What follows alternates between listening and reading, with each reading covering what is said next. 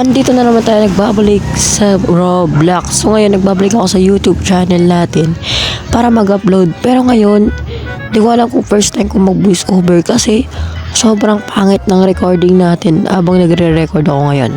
So pakinggan nyo.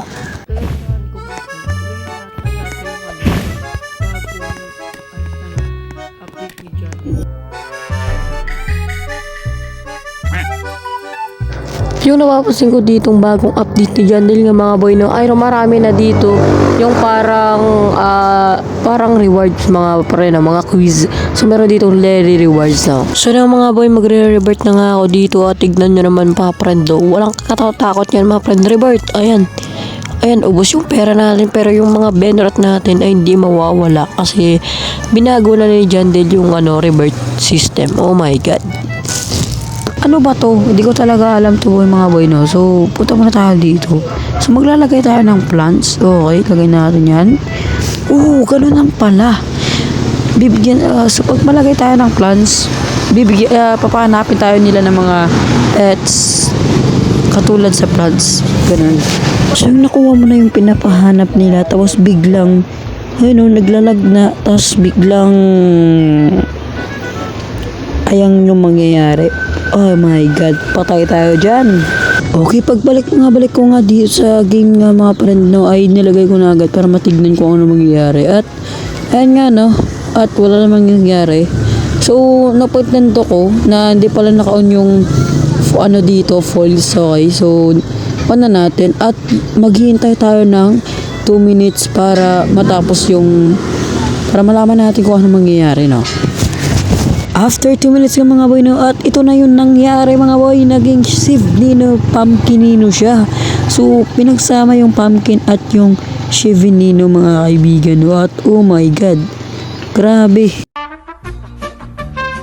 Okay mga kaibigan, habang nga tayo naghahanap dito ng ating malalagay sa false machine mga kaibigan, ay gusto ko lang sabihin sa inyo na paki-comment kung gusto niyo ba ako bumalik sa Grow a Garden o hindi na.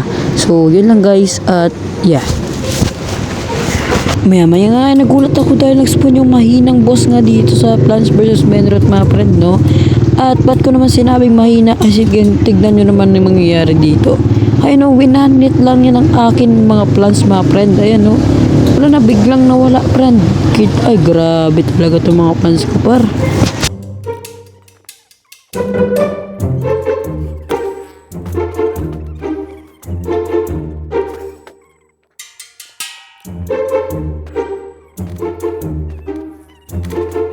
Ngayon yung dragon fruit na naman yung susubukan natin na nilagay ko na. At yung hinahanap niyang partner ay yung bandaninis. Ayawan ko ano yun. Basta yung parang saging So abangan lang natin siya dito na lalabas. At ano to? So ito na nga siya, no. At lalagay na natin dito kung ano mangyayari dito, no. Ayan pa rin niya. Mag-aabang pa rin tayo ng 2 minutes dito, no. At titignan natin mamaya mga friend. Okay. Okay, bago natin gawin to, lalagay muna natin itong cappuccino assassino to dito, no. So ayan, titignan natin kung ano bibigay nito.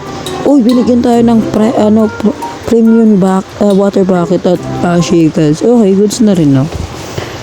Ito na mga boy, in 5, 4, 3, 2, 1, and lalabas na siya, no. Oh my god. Dragon Doll Panini.